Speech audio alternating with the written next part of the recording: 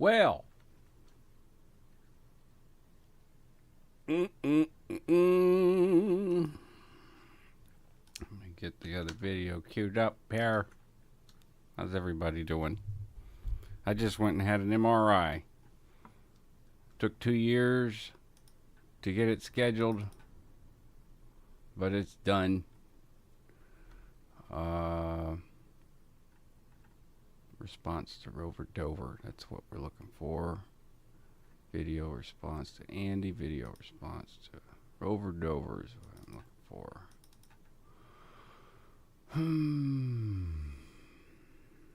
How y'all doing today? Grab a cup of coffee. That sounds like a plan. Hell yeah. I've got some tea, some water, and some coffee.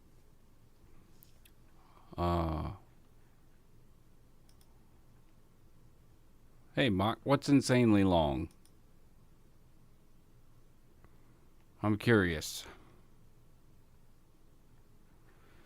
I'm looking for Rover Dover. I just need to search in the Windows Explorer. Rover. There we go. And here it is. Xenu. Okay. All right. Get it right.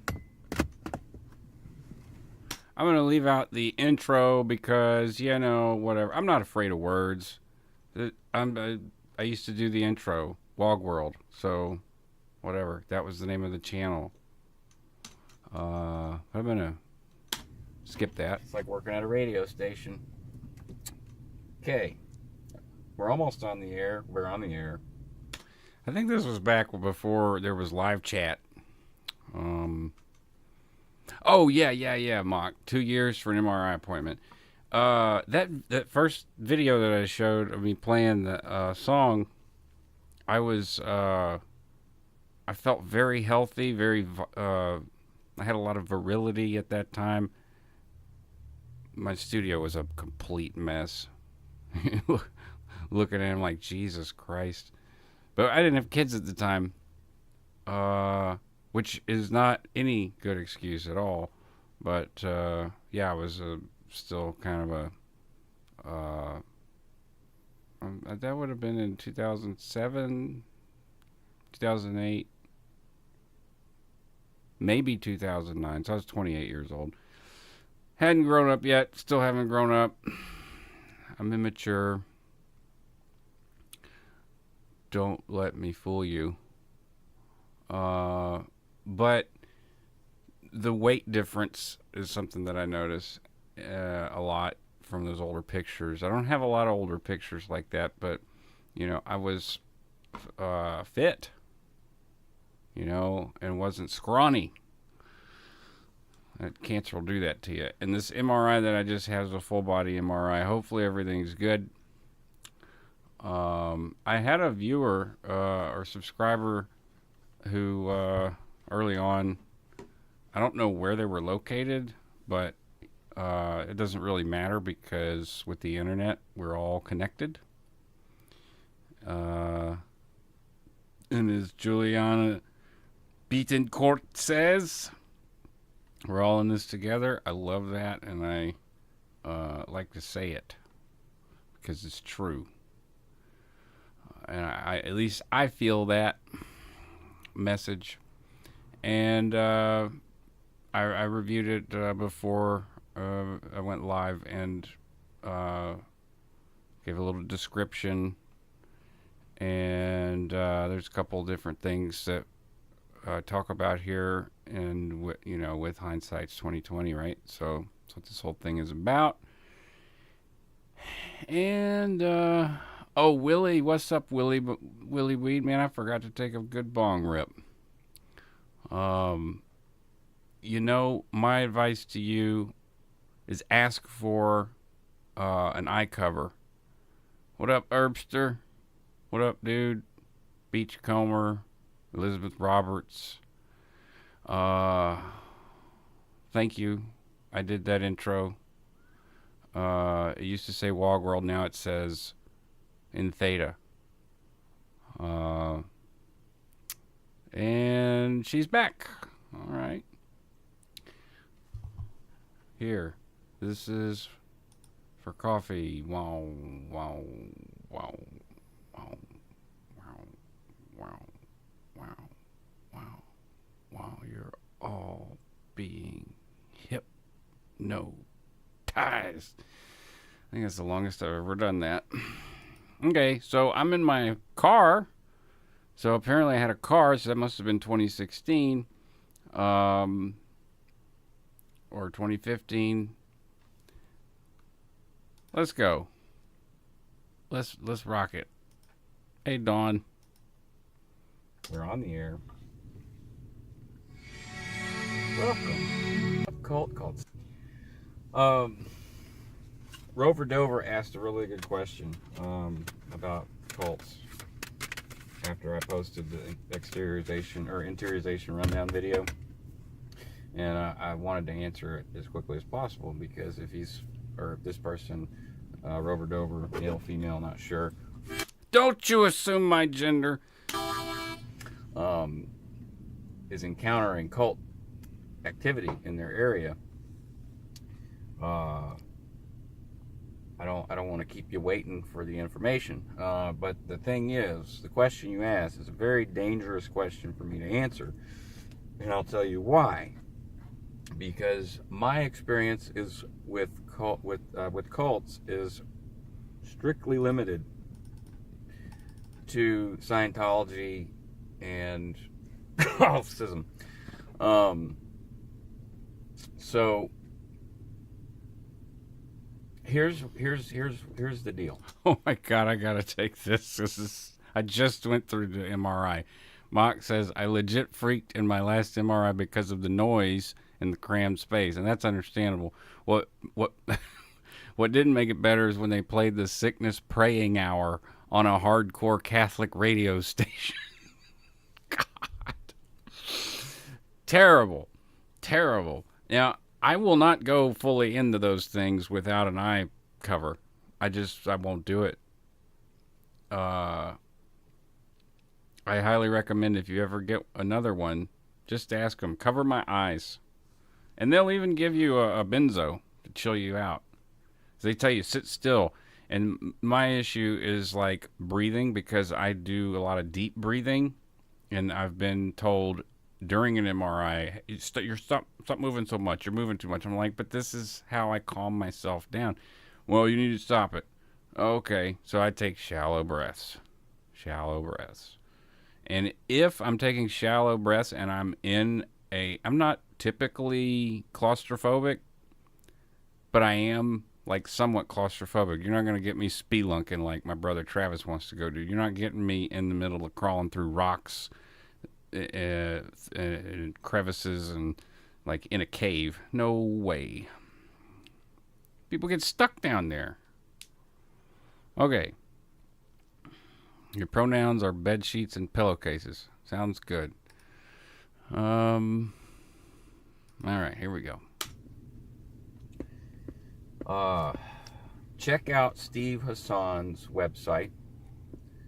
It is called freedomofmind.org. And look, if you can, print out some of his material. He's got a piece of paper, real short, called the BITE model.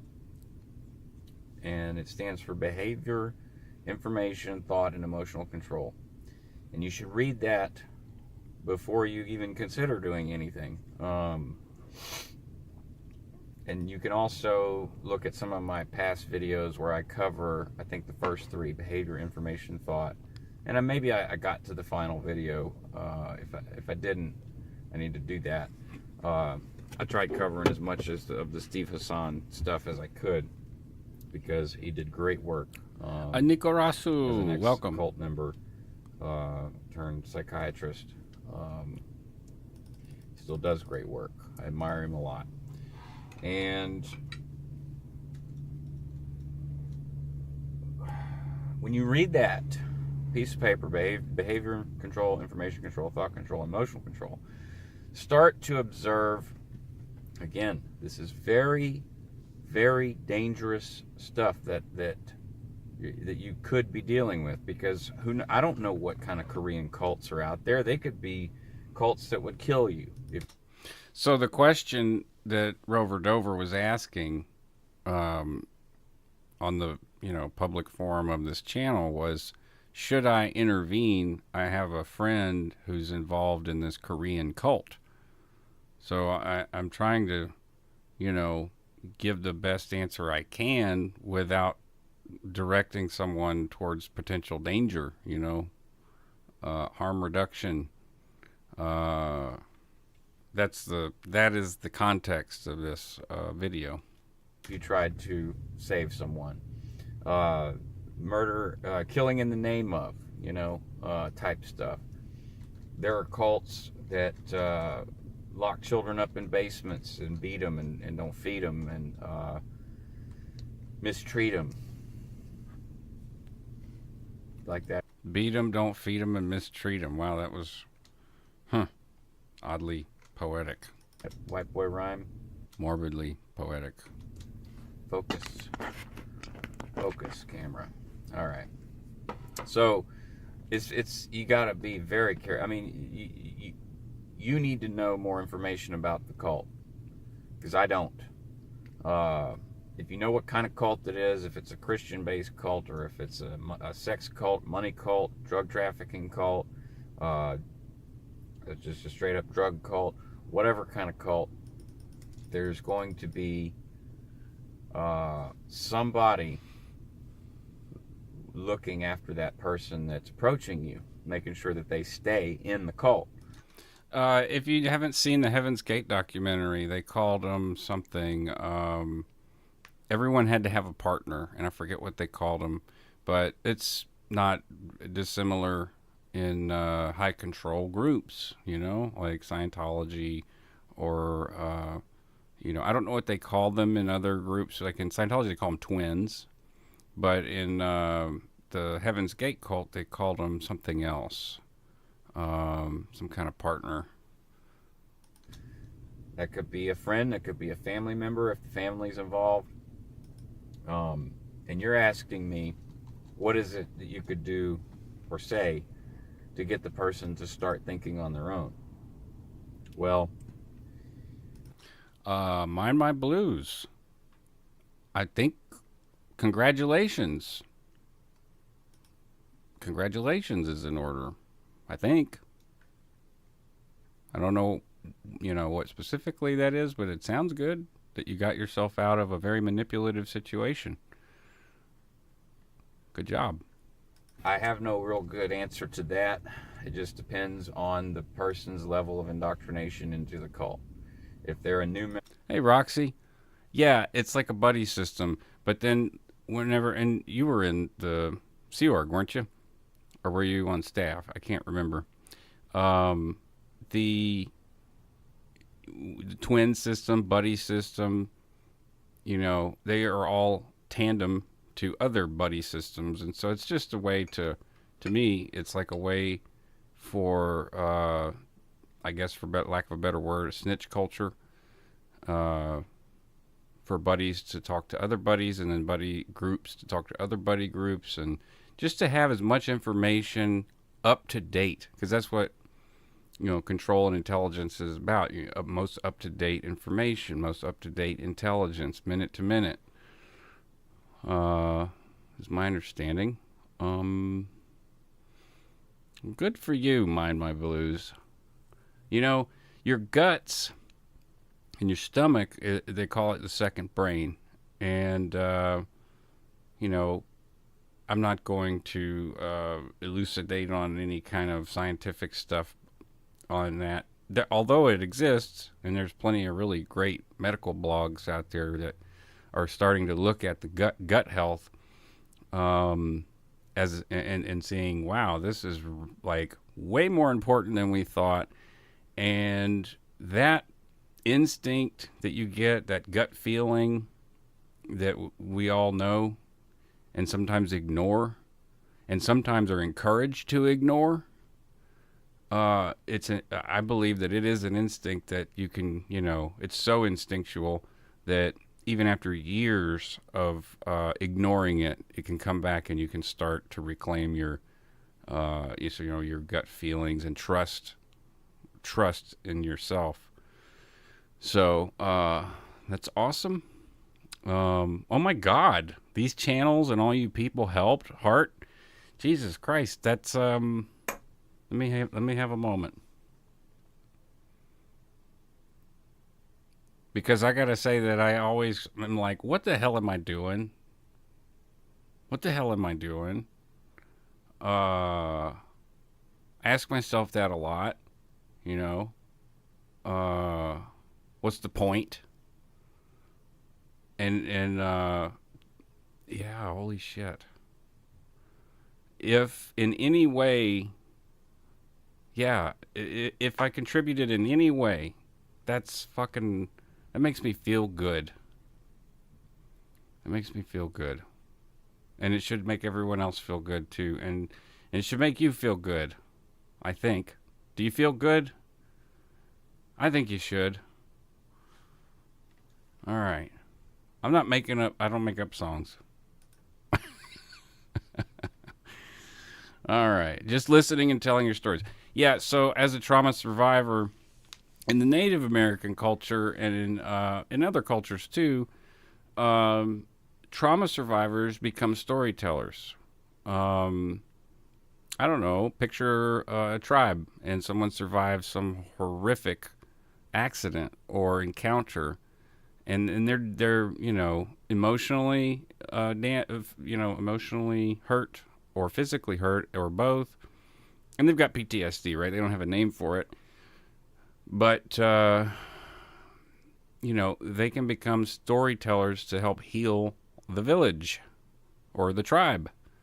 And in many cultures that was totally okay. It wasn't like, oh, we need you to fill out these forms and this paperwork and this and that and this and that and wait around and starve, and hopefully if you're still alive then maybe you can tell your stories and help some people. That's kind of I feel like the United States of America is.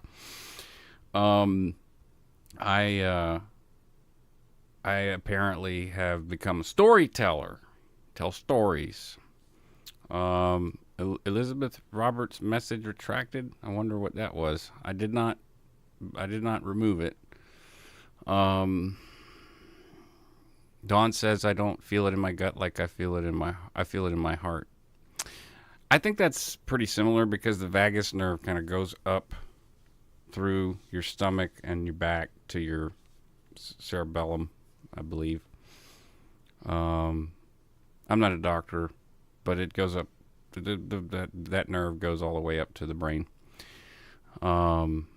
Celebrate my blues. Fucking A, man. Fucking A. Yes, storytelling is powerful, so let's continue. Remember, it might not take much, but if they, but that doesn't necessarily, it's not necessarily true for all people, because it could be a new member that's gung-ho. This could be a person that the cult saved their life, and so they're dedicating their life to it.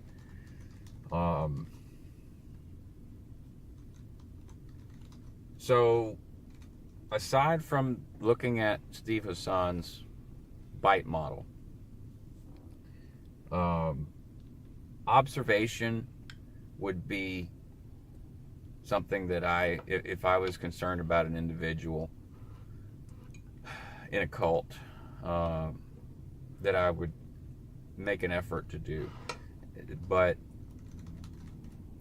a very discreet effort, discreet observation, because you sure as hell don't want to be on their radar, and be targeted, or worse yet, have your family targeted.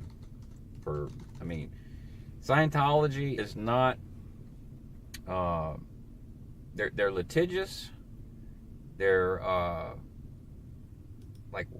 if you've not spoken ill about them, they're very forgiving and want you back, and will try to make you feel good, and make you feel like you're going to make some headway on your case, um, and get more money out of you.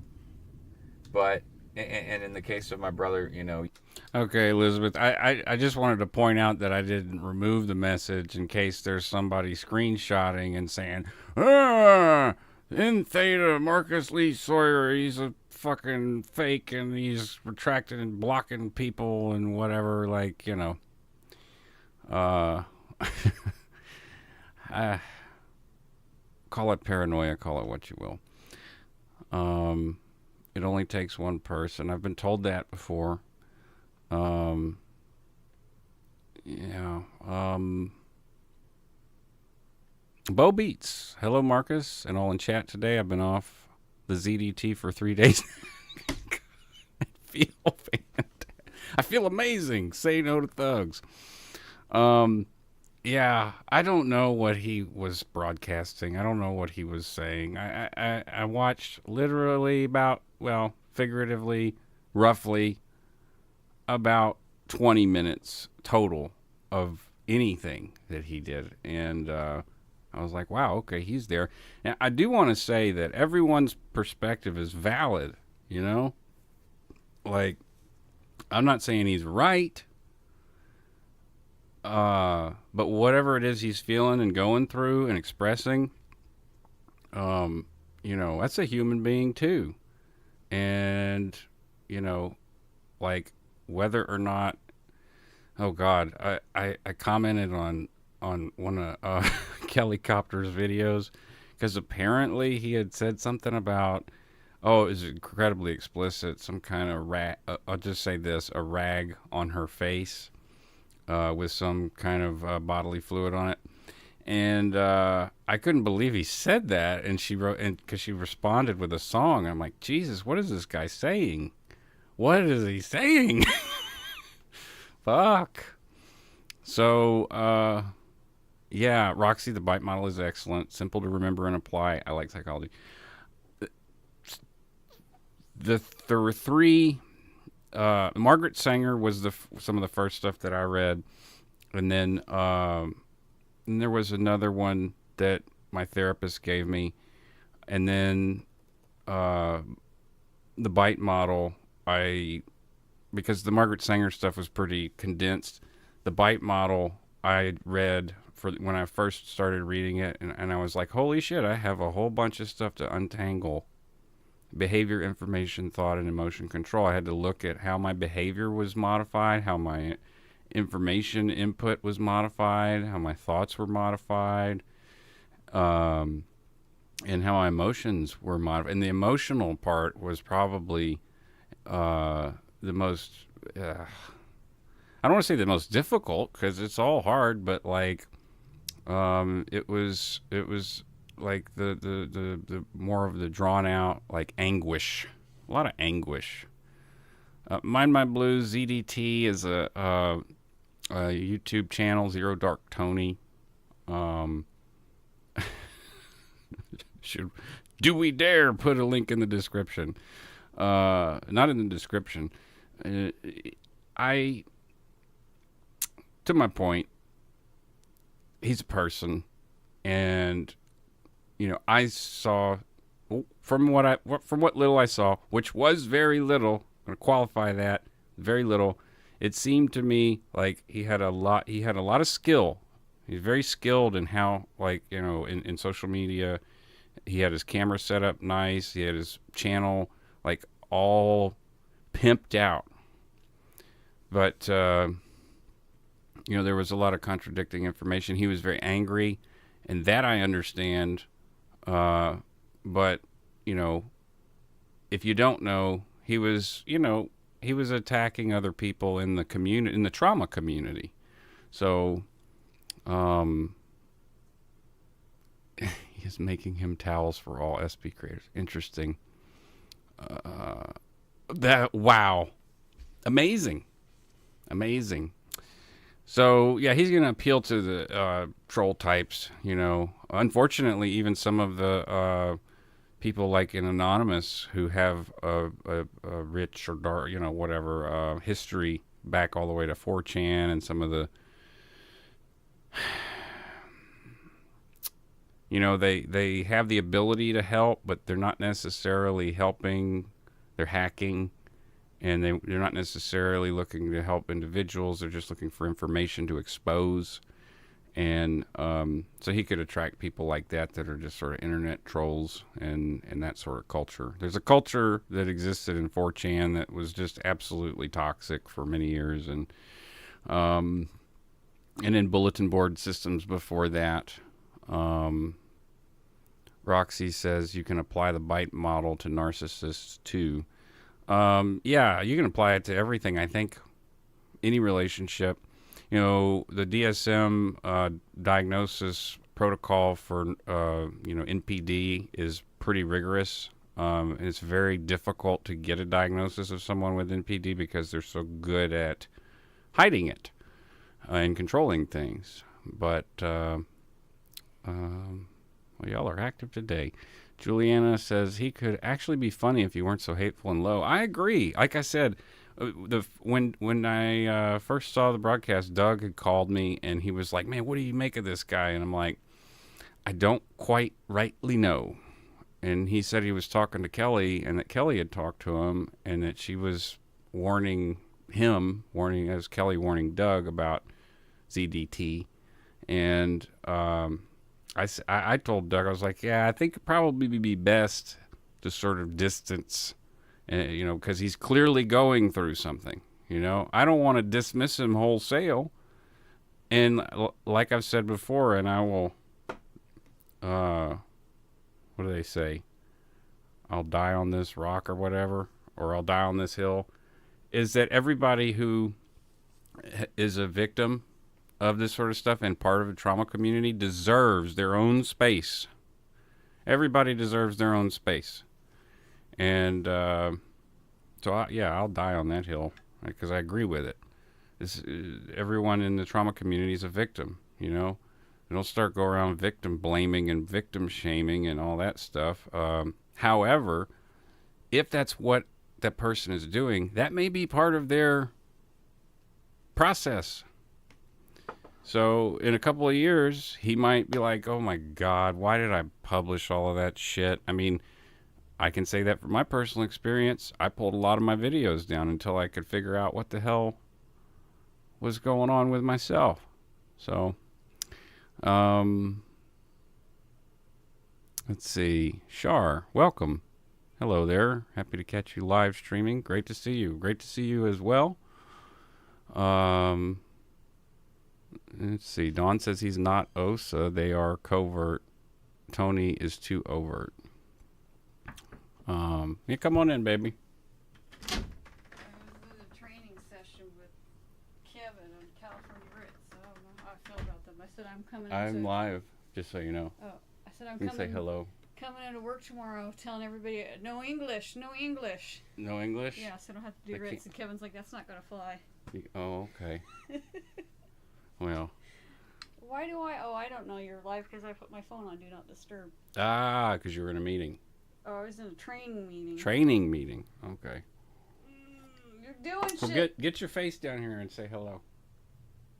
There you go. See? There she is. Oh, I almost shook my titties at that.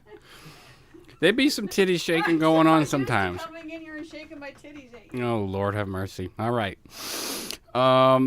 So Beachcomber says no, he's spiraling and not funny anymore. His enablers should look out for him, but they are not. See, that's the thing, is that he's going to be the one in a bad spot and no one's going to give a shit about him. That's, sad. That's sad. He's probably being, manipulated and used. And that's not going to help him. No way. Witness. Yeah, sometimes it's hard to know where to put your anger. I just avoid those permanently angry people. Bo Beats, he had his chatters report Ian Rafalco's GoFundMe to have it taken down because mental health drugs aren't part of terms. That's just evil. Oh, interesting. Wow. Okay. Um. And oh God, there's so many comments. Good Lord. Um. Okay. Okay. So Rover Dover had reached out, and this was in 2016, probably mid 2016, and he was asked, or they were asking, I got a friend in a cult, and I want to do something about it, and I'm trying to be as careful as I can because I've been reading this material for myself and still deprogramming and whatnot. It takes a long time. I'm still doing it. Yeah, Janet, I love Kelly Copter's shorts. I want to reach out to her because I've got a whole production studio here. Maybe I can make some beats or something and send them over, and let her have some fun with it. I could probably just do that and send them instead of having I don't have to necessarily contact her. All I need is an email, and I know plenty of people who have her email, so I could just pass it off like a mixtape. All right, catching up here. Lydia von Stretchclaw, welcome. Good to see you again. And it's probably good that you didn't have any idea about that because it was kind of messed up.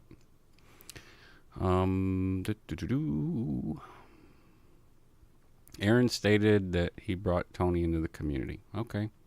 Well, again, like I said, he's a person. His perspective is valid, whether we like it or not. And he's going through some stuff. That's the way I look at it. It's like, as a trauma survivor in a trauma community with your own space, you're free to do what you want. What you do with that may not please everybody, early when I started doing my videos, it sounded rude, might have sounded rude, but I was like, just so y'all know, I ain't doing this for y'all.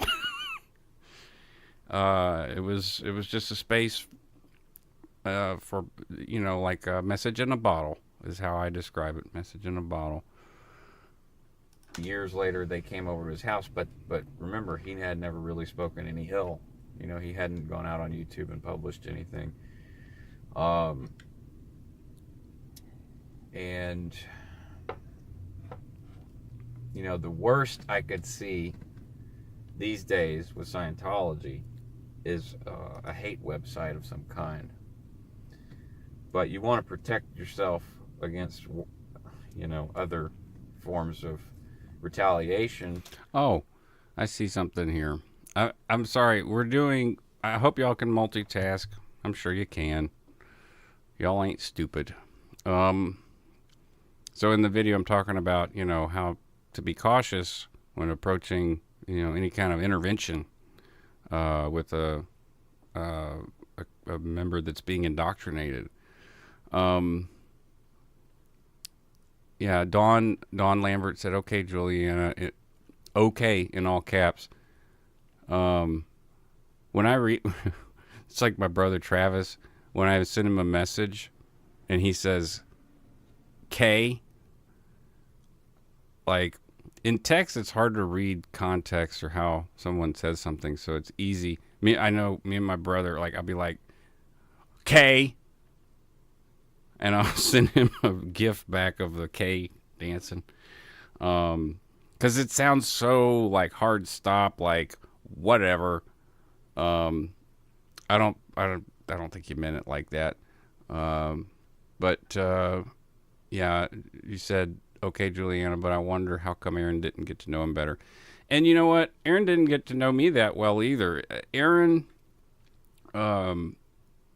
just from my observations since 2015 or 2016, and then when I did the interview in 2017, he reached out to me. My only condition was that the video wasn't monetized, because I didn't feel that that it was a topic that should be monetized. Now, a lot of people know the severity of what goes on behind closed doors in an org or a mission or the Sea Org. And to me, that was like, I don't know, a little bit exploitative. But but he assured me that, you know, it wouldn't be monetized. And so far as I know, that video isn't monetized. Of course, there's other things that are monetized on his channel, but you know, our agreement was just, and it was a gentleman's agreement. It was like, you know, please don't monetize my video. So, but his gig, and I think he's very good at it, is, you know, he's got probably sources of information and of people who might want to talk. In fact, I had 3 other people behind me that were going to do an interview that didn't, except for my brother Travis. So I did the interview with Aaron. Travis did the interview with Aaron. There were 2 others. One of them is now back in at Ventura Mission. He got pulled back in after many years. And then the other one, he's, you know, he lives on the coast. He's hard to get a hold of. He's a hunter and a fisherman and a pilot, tugboat pilot, craftsman. He's always busy. He's always building stuff that gets destroyed by hurricanes. And he just never made it onto Aaron's channel.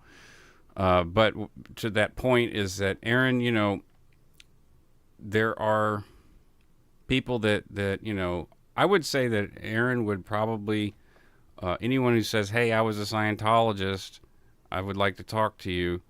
Aaron is going to consider that and be like, oh shit, okay, another one. That's his statistic or whatever, if you want to think about it like that. Like, he is working very hard to bring as many people who were in and get their stories out as possible. And that's the impression that I got when I did my interview with him.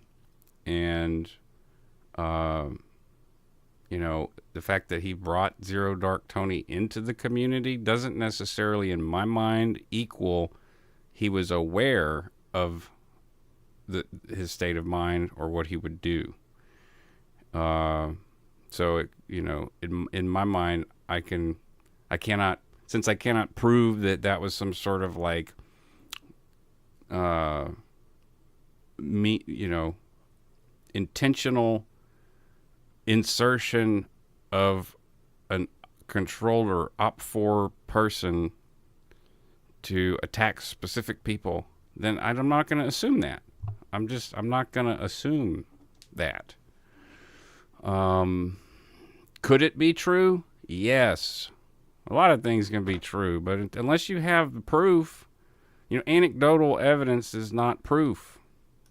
And unfortunately, some people's crazy behavior isn't even enough proof. You know, I think you guys get my point about that.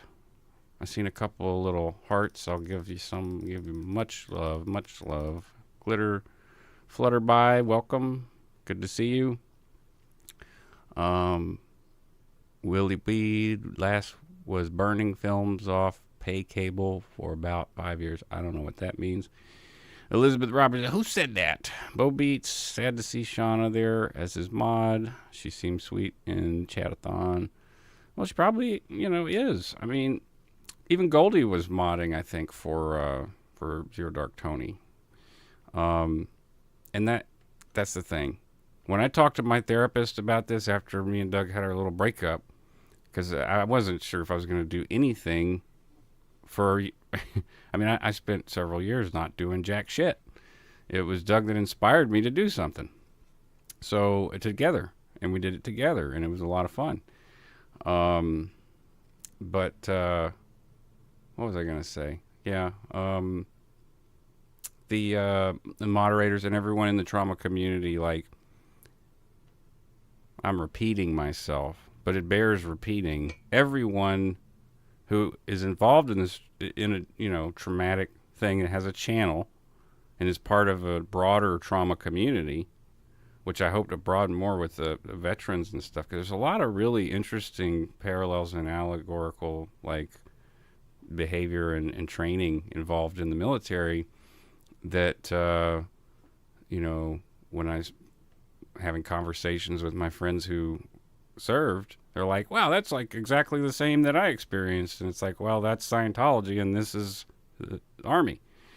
So those conversations I'm looking forward to, and that's like expanding the trauma community. But everyone in the trauma community really does deserve their own space. It's just, whenever, what I mean by that is like when people start going and attacking people, then you are you're victim shaming or victim blaming and attacking someone. Personal attacks especially are egregious, and those I do not approve of, and I can't, I just can't live in that space.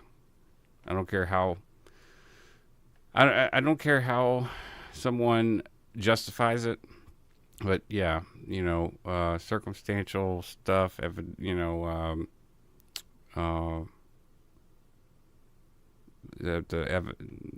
it's not evidence if it's whatever word I used earlier. I think the MRI maybe got my brain a little bit. Witness, yes, behavior panel was discussing in one of their vids how the military is kind of a cult. Well, it is a culture. Yeah, military culture.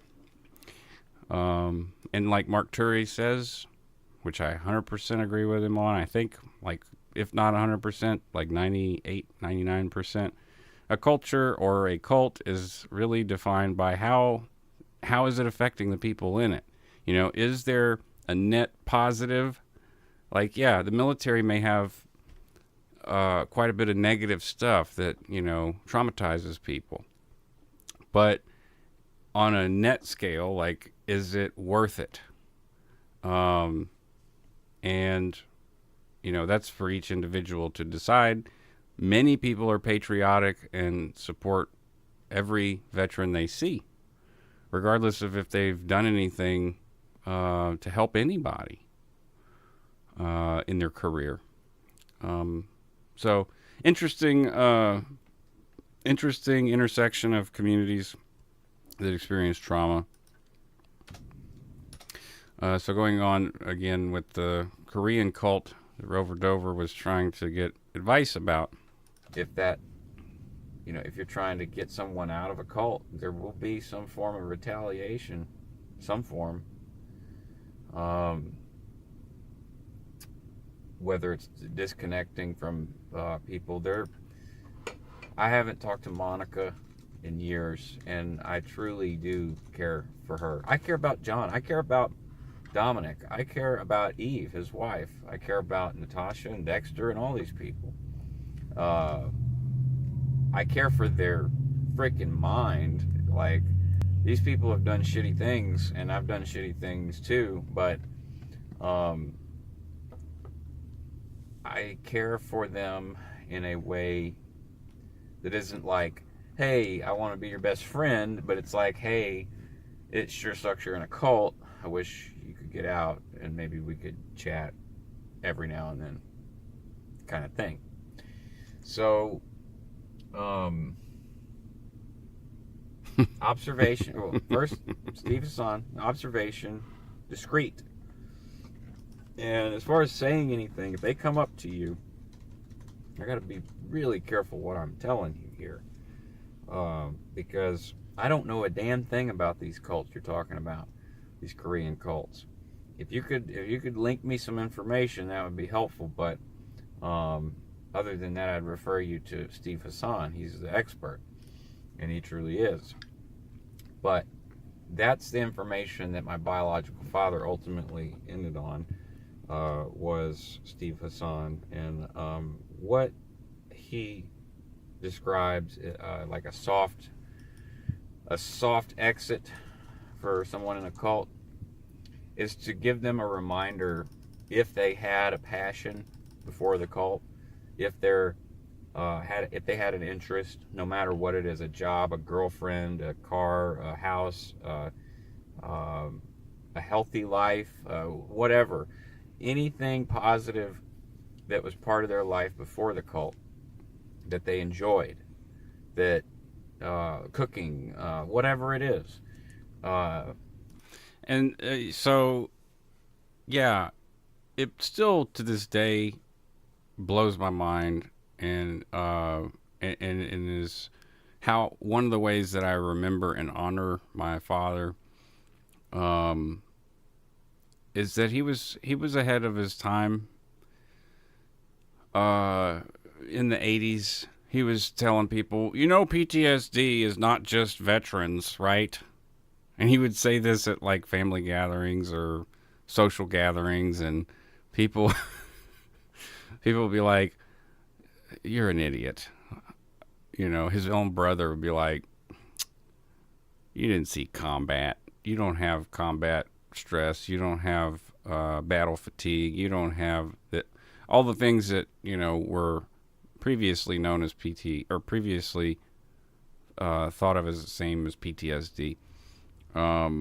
He was like, no, no, no. Look, if you look at all of the symptoms and blah blah blah, like he had read a whole bunch of psychology and philosophy, theology. He was a pretty well educated guy, and and his nephew, which is my first cousin, went to seminary school and is a good, got a good theological background. Together they were able to put together this massive packet of information on how could he try to get me and Travis out. And one of the things that I think is really effective, because it was jarring for me to hear him when we were talking on the phone before before Ventura made me disconnect and made Travis disconnect from our father, was he was asking regularly, so when are you got a gig? When are you doing music? And that really kind of shook me up, it made me start thinking about my life prior to Scientology, which then triggered a whole bunch of emotions and suppressed feelings and blocked feelings. And it came up in ethics, and of course there's a technology to handle that. So, in the 80s, he was saying PTSD affects everybody. Everybody's got it. They're like, yeah, you're full of shit. And in the aughts, early 2000s, when I was on staff and Travis was on staff, he's got all this information about how to, because he sure didn't want to mess it up. He didn't want to mess up trying to get his son into a cult, or out of a cult, because he knew that you could end up doing the opposite and pushing them further in.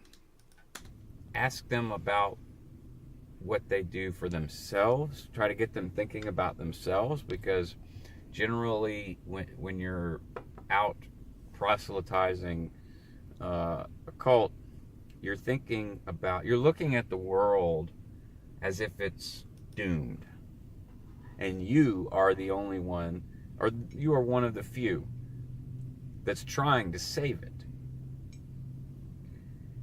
And so you're on a pretty high horse, and ain't nobody gonna knock you down off of it, because you may not think this, but when that person walks up to you, no matter how destitute or horrible he or she looks, they're looking at you with empathy and sorrow and sad. So, ex-Scientologists, former Scientologists in the chat, anybody? Ex-up? I think Roxy is. Pretty sure. Been around a while. This last part, really, like, I remember having nothing, just so to speak, Of course, there were things I had. Had a roof, had a place to sleep. Dawn, okay. Like, I remember looking at other people, having conversations with other people, and them sort of, forgive me for using the Scientology speak, but flowing me empathy, sympathy, feeling sorry for me. And I felt that, and I'm like, I actually thought that was just wasted. Like, why are you wasting? It seemed like an improper emotion for them to be flowing towards me. And so I was just curious if either of you had ever experienced that and tried to flow that back, like take that empathy and that like concern that they have and flip it around back on them and be like, no, it's you that has the issue and I want to help you. But that person, because they know that you are in deep, they're not budging. You know, they got their cement shoes and you're not pulling them in. They're trying to pull you out, but you're trying to pull them in. They got concrete shoes. Shar, formerly in a different cult, interested to know what that was, but you do not have to share anything you don't feel comfortable sharing here. Yeah. Mock says, my grandfather had this very sweet, empathetic, and reflective side while being very much an asshole too. He was remarkably vulnerable on the Nazi era and how it affected him. Interesting. Yeah, I've got a German friend. He lives in France now, but you know, it's and I have a few German friends. One's a psychiatrist at the University of Jena. And it was interesting hearing about their education, you know, in the 80s and how there was sort of a sympathetic tone, even though, you know, it's sort of mandated by the state that they can't, you know, show it. But the thing is, the issue is that many of them had grandparents and family that were Nazis. So, how do you handle that? How did the state handle that? It seemed, just off of 2 accounts, you know, and these are anecdotal accounts, but like, you know, my friend from Jena and my friend from Stuttgart, I'm sorry, Liechtenstein, close to Liechtenstein, outside of Liechtenstein. You know, it wasn't apologetic. But it was, you know, empathetic. I guess. Yes, because you have not seen the truth that they see. So you cannot derail them or get their train of thought off of that mindset that they're on if they're out there doing that actively, because that is a state of mind that is almost required to be out there on the streets proselytizing. So what you try to do, what my biological father tried to do, was to pique interests that I had before the cult. In other words, to sort of try to pull the individual that was there before the cult to try to surface it, to get it to a surface. Now, that could take a long time. It could take a couple of days. It could, you know, it just depends on the person. And it depends on how attached to the cult that they are. But that was the method that my biological father was using. And had it been someone else, a different person, even a stranger, I may have taken that to heart. In fact, Chris Prock was a public from Melrose who really did get me thinking like that. He was like, what about your music, dude? You're a fucking amazing guitarist. Like, you're in LA. Like, what the fuck are you doing? He's like, I get it. Like, there's some cool stuff. He did a few courses. He did a few things that helped him. And then he was done. And that was it. And we kept trying to reg him and get him back on lines. And eventually, it was me and him. I remember he was one of my products. And, or maybe me and Travis routed him in, but it was a musician. So, and he kicks ass. He's in a cover band called the ACGBs. And they ACBGs. They're still active as far as I know out in LA. They cover ACDC and BGs. Cover all ACDC stuff. He's a hell of a guitar player. He plays all the Malcolm Young stuff. But I remember on Melrose Avenue the day that he told me goodbye, because it was over. That was it. It was like, man, I don't understand why you don't do your music. And that's why I'm leaving. So, And this was another moment of cognitive dissonance, similar to my dad saying, "Hey, what about your music?" Because this was a second person being like, "Hey, you're way, way like wasting your life." And he was a classically trained musician from Troy, New York. He would come to the open mic nights and play amazingly. And he wanted to start a band with me and Travis. And there were multiple people in LA that, we just passed on because we were in Scientology. Ashley Botorf, another guy who was incredible. Met him on the street singing his lungs out. Like, this guy had a high tenor and soprano range. I mean, he was incredible singer, and wanted to start a band, and had a whole bunch of, like, he had the look, he had the voice, he had the songs, he had the musical training, he had people waiting for him to put a band together. And me and Travis even went and practiced with him at his apartment, and he was trying to get around the Scientology bit, but it was just not happening. He even came in and did a personality test. Monica did the gypsy stuff on him, and it did not work. There is a video of Ashley Botorf somewhere on YouTube playing at Glastonbury Festival with some band. I don't remember the name of it. And he's not singing, he's just playing guitar. Guy could have been a superstar. So that was a pretty heavy moment, and it came up in auditing. His name came up in auditing and sec checks and handlings and ethics and,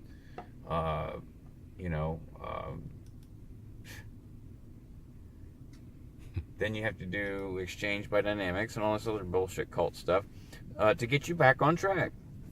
So what I'm saying is that even trying to get someone's raw self back bubbling to the surface to where they have enough cognitive dissonance to say, finally, fuck this, I'm out. There are a lot of ways that the cult can counter that.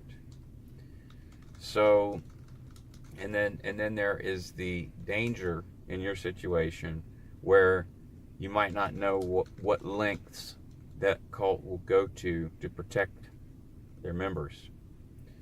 I mean, imagine the amount of money that Scientology brings in if they were not a tax-exempt organization,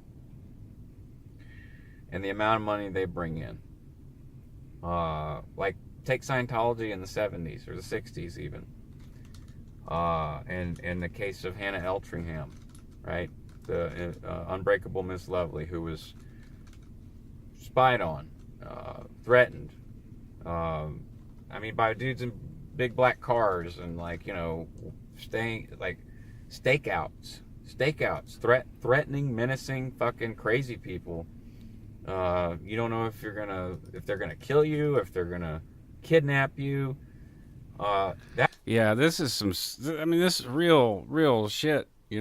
Like, how I'm dressed is kind of appropriate, because imagine some guy, some weirdo with a hat covering his face a little bit in a car, hanging out at your place, 12 hours a day, and just sort of like, he's got food, messing on his phone, maybe dark black windows or something. Before the OSA, there was the Guardian's office. And, there's books out there written by former Scientologists. You can read about some of the crazy stuff that they'll tell you about. However, the transition from Guardian's office type activity and OSA type activity as crazy as it sounds, the Guardian's office was way more aggressive. That was Scientology.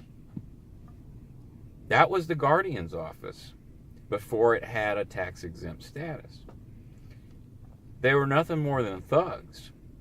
And whenever Jeff Hawkins in my Scientology movie by Louis Theroux, which I have here the trailer, which is publicly released. I'm going to play the trailer, and if you haven't watched this, you know, it's probably worth a watch. It's 2 minutes. Here we go.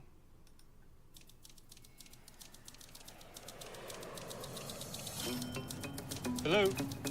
Can I just give you a letter? We're doing a documentary about Scientology. Wait, I've got...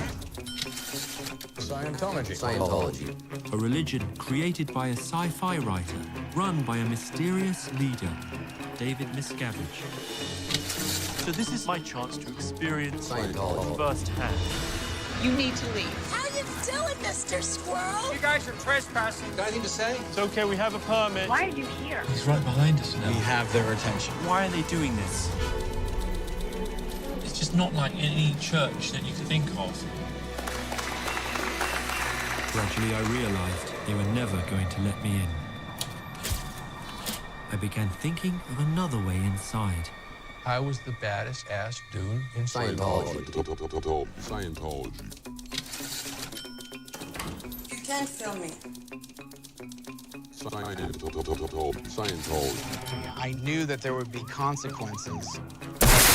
Was there someone on the inside who was somehow a mole? Scientology. Your happiness is a course away. You believe so much they can convince you of anything. That was Jeff Hawkins. Scientology. Little bit.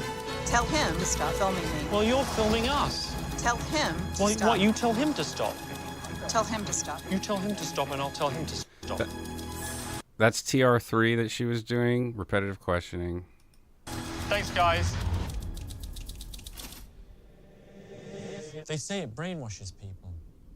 Do I look like I'm brainwashed to you?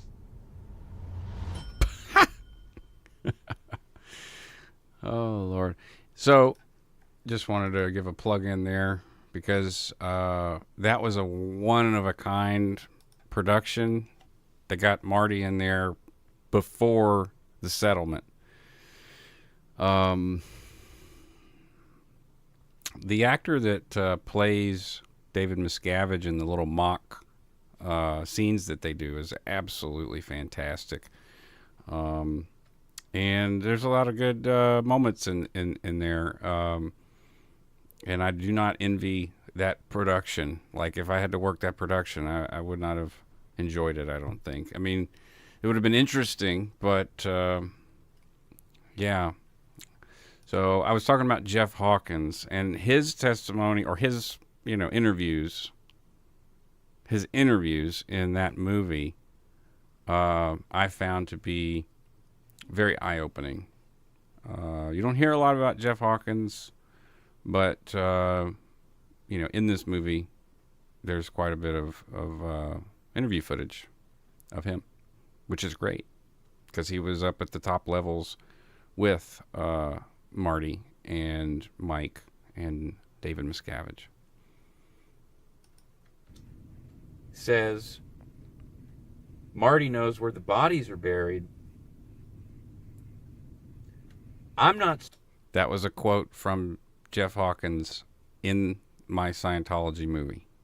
He knows where the bodies are buried. so sure he's joking. I'm serious. Because back then, before the tax exempt status, that's a criminal organization. It's still a criminal organization. It's just tax exempt now. And in a lot of ways, it's allowed them to go legit.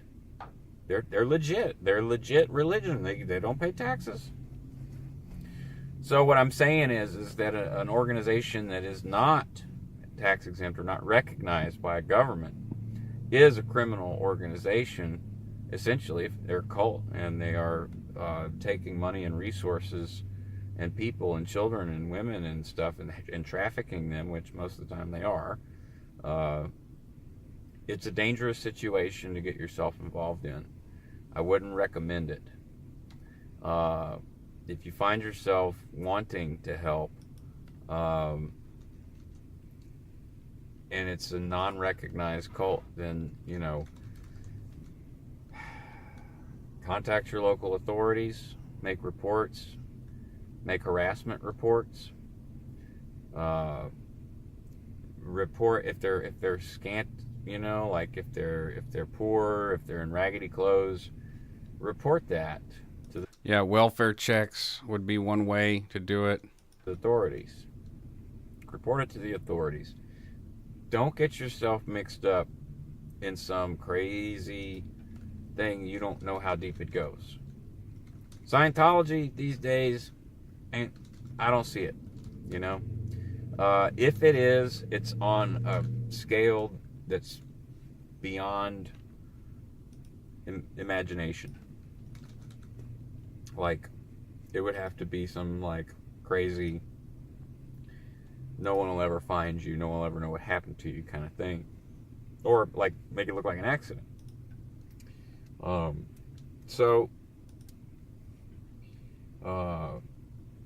That's my thoughts on that.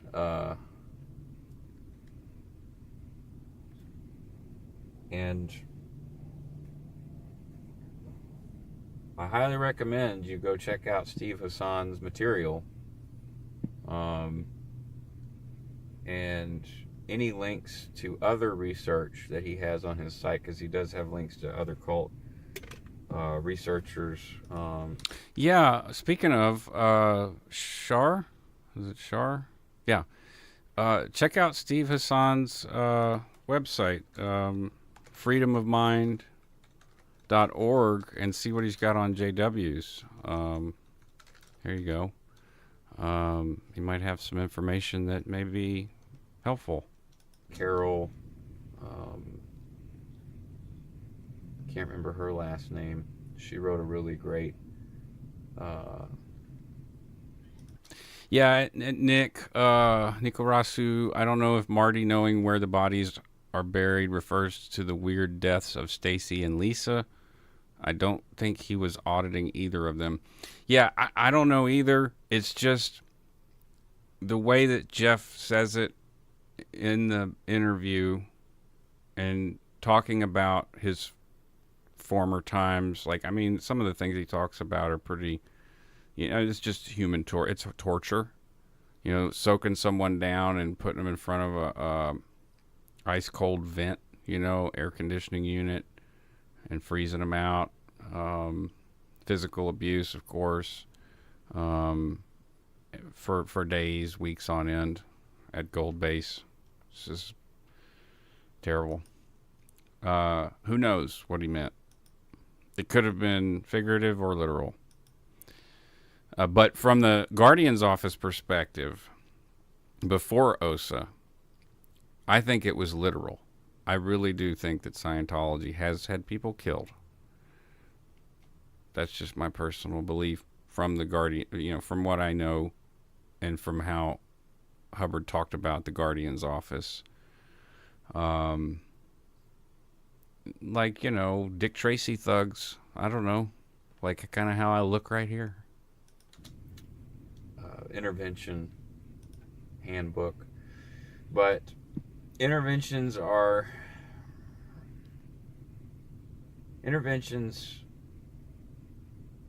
hate to say it, in my time in the cult, they're rarely successful. In fact, in Scientology, it drives that wedge further. It just drives it in deep. And until one of the parties cracks because of the disconnection, it's permanent. So I hope I answered your question. It's a big old nasty can of worms, and it sucks to see people in that position. There were a lot of business owners on Melrose that saw my brother and I and others on the Melrose staff the same way. And no effect. Yeah, because Melrose was a community, really, like from Fairfax to La Brea. Everyone really knew each other. There were lots of businesses that were cycling in and out, but it was a cool community. And if you were there every day working, it was impossible almost to not make friends and like even as a Scientologist, but then there were those that were hostile. But some of the ones that were friendly were just, you walk by, walk by with our Dianetics books, and they just look so sad, No effect on target. So, report it to the authorities. Commodore. Don't take any risks. We like that you're in the WOG world. Everything happens for a reason. You can believe that or not. See you later. Right. So, did I have any other links? I had stuff from 2016. Stuff that happened in 2016. Obama visits Hiroshima. Deadly shooting at Orlando nightclub. United Kingdom votes to Brexit. Pokemon Go instant hit. Terrorism at Bastille Day celebration. DNC emails are hacked. Yada yada yada. Whole bunch of shit going on in 2016. Yeah. So the Monica thing. Big reveal.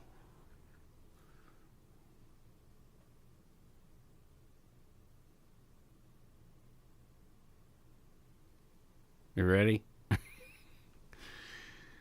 So Doug and I were on the phone one night, and we were talking about staff stuff. We were talking about stuff that we were going to talk about in the broadcast. We were talking about personal stuff. He had a crush on Monica. And what are you still bitter about, Glitter? I'm curious. So we were talking about just all sorts of Scientology stuff. He told me he had a crush on Monica, and then he asked me if Monica and I ever had a 2D, and I explained that it was forbidden for Monica to have a 2D, which is a partner. And yeah. So it was forbidden for Botan by Tom and Kathy after she had married a public, and that public became staff, and I don't know all the details about why and all of the crazy mind fuckery that they did to Monica, because I know that happened because she was so averse to having a relationship and also terrified about starting a relationship because of whatever had happened to her after her marriage failed or whatever. I think it had something to do with her being a public executive and a front-facing member of the Ventura Mission. And they put the fear of God into her, and she also was she's a big believer. And so she just, this lifetime, she decided, well, I'm just not going to have a 2D. But that didn't stop the 2D flows, right? Or the flirting. It also was part of her job to be flirty, to get people in. And there were people that she would interview public or just doing cycles or things with staff where she would start to catch feelings, right? And I told Doug all of this, right? And he was like, "Wow, man, I didn't know all that." And he was like, Doug's a super inquisitive guy. So what did you? So did anything ever happen? Like, did y'all ever hook up later or something like that? And I told him that a couple of years after, I mean, it was 2006, I think. She was in. What's the name of this place? It's not far from here. Houma, Louisiana. It's where she's from. She's from a little town called Houma. Yeah, this I have Marcus's KRs as long as a toilet roll knowledge report. So this this conversation, he's like asking me, well, what happened after you saw Monica and y'all both were not in? Because after I hung myself, I can only presume that others that were directly involved, like Monica was involved, like I was in the corner freaking out. Monica was trying to move me physically with 8C, and I just wasn't having it. I was like, you're not moving me, whatever. And she was tiny, and I'm not, fazed by her efforts to route me out of a public space in the mission into like an auditing room or the executive's office or something like that. So that's when she left to go, I guess, get John. That's when I went into the bookstore room, hung myself, John, whatever. So I can only presume that after that incident that she was subject to some auditing and handling regarding that incident. And she was also routed to Baton Rouge. She was sent from Melrose to Baton Rouge. Whole new group of people started working at Melrose. Patty Heredia, Adrian Heredia's wife. Those were two Ventura people. And so basically they just like wiped the slate clean at Melrose and sent everyone either back to Ventura or somewhere else. Monica went to Baton Rouge, but she took some CSW time, which is time off. How she got it approved, I have no idea. They're a little more lax in Baton Rouge, but I think it's because they feel like they have way more control. And she was visiting her family, and I had her number, and she messaged me, and she was like, I'm in Houma if you want to visit, have dinner or something. So I went to Houma, and, Doug at this point is salacious. He's like, you got to tell me what happened. Well, I'm not going to get into the details, okay? But, yeah, we did it, okay? And he was like, oh, you motherfucker, I can't believe it, you got it, you motherfucker. Jealousy, right? Envy, whatever. Because there was a lot of dudes that were trying to score with Monica. And so later in that conversation, I'm walking through the house with my cell phone. This is where it gets fun, all right? This is why it gets funny. This is why it was funny to us during the broadcast. I'm in the kitchen. I've got my phone on speaker because my receiver doesn't work very well. So I'm doing something in the kitchen, probably making something to eat, and he's like, so like, yeah, you're like titty fucking Monica, right? And right as he says that, Cynthia walks into the kitchen and just stops. And I'm like, I'm just holding my head. I'm just doing the face palm thing. I'm like, Jesus Christ, Doug. And Cynthia's like, no, what's that about? What's this about titty fucking Monica? What you like the titty fuck the Monica? What? No, I want to know more. I want to know. She wanted to know all about it, and I'm so embarrassed, and I'm just and I'm sitting there saying, Doug, dude, Doug. And he's like, what? He doesn't know, or he forgot that I'm always on speakerphone. And Cynthia just started busting out laughing. We all started busting out laughing. And, but I was probably, I don't know if I didn't see myself. My face was probably red. And that's when, during our broadcast, like after that happened, that's when Cynthia would start typing, well, what about Monica? Let's hear more about Monica. And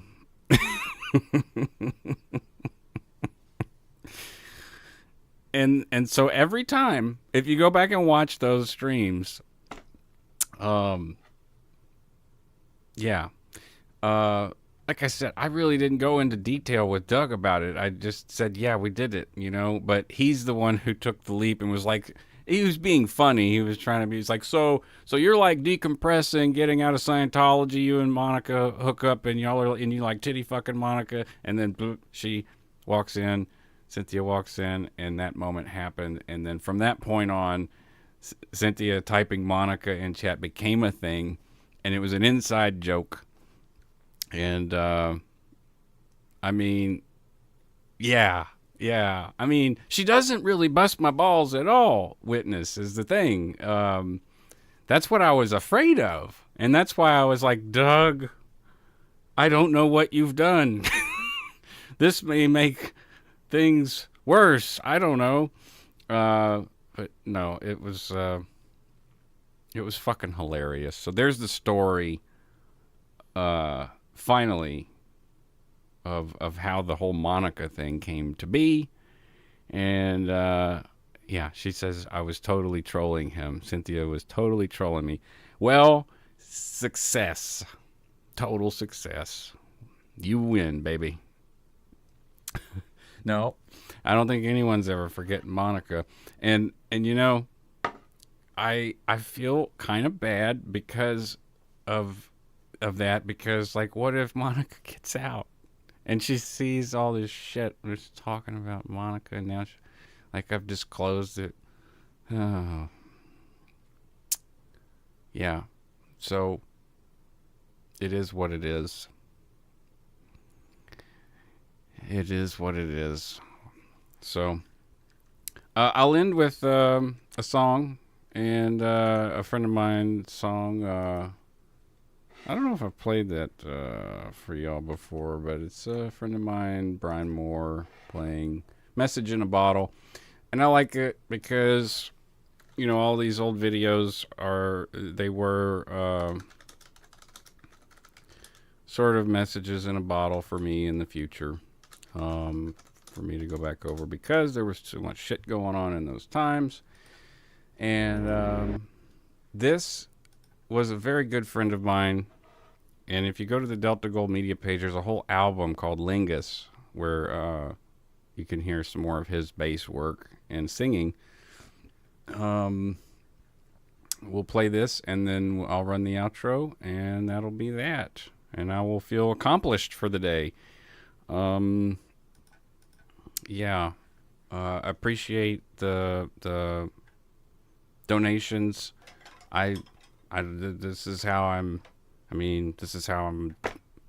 This is my income. So, like I've said on Doug before, I'm only in it for the money.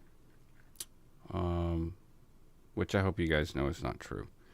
So here's Brian Moore with Message in a Bottle. It's a cover. We're all in this together for Juliana and Xenu. Commodore,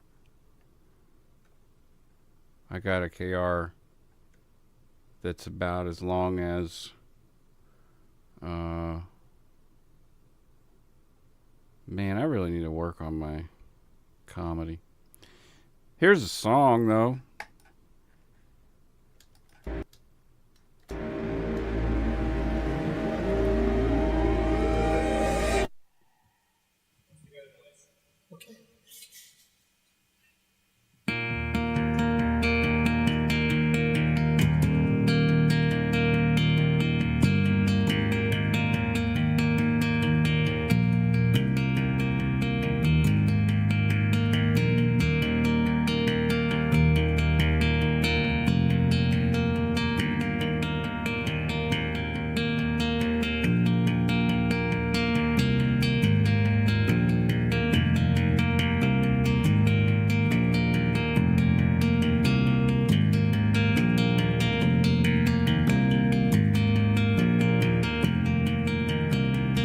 Just a castaway, an island lost at sea. Yeah. Another lonely day with no one near but me. Oh, my loneliness, and any man could spare. Rescue me before I fall into despair. Oh, I send an SOS to the world. I send an SOS to the world. I hope that someone gets mine. I hope that someone gets mine. I hope that someone gets my message in the bottle. Message in the bottle, yeah.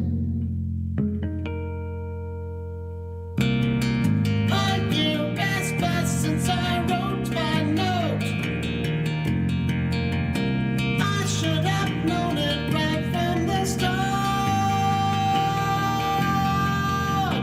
Only hope can keep me together. Love can mend your life, but love can break your heart. I'll send an SOS to the world. I'll send an SOS to the world. I hope that someone gets mine. I hope that someone gets mine. I hope that someone gets my message in the bottle. Message in the bottle. Message in the bottle, yeah. Message in the bottle, yeah.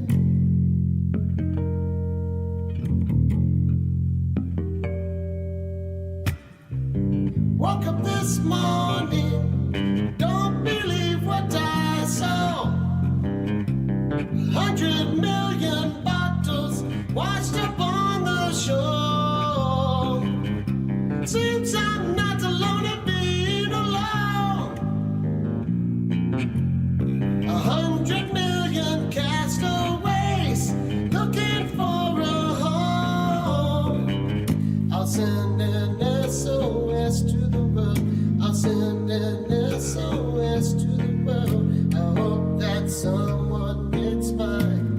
I hope that someone gets mine. I hope that someone gets my message in the bottle. Message in the bottle. Message in the bottle, yeah. Message in the bottle, yeah.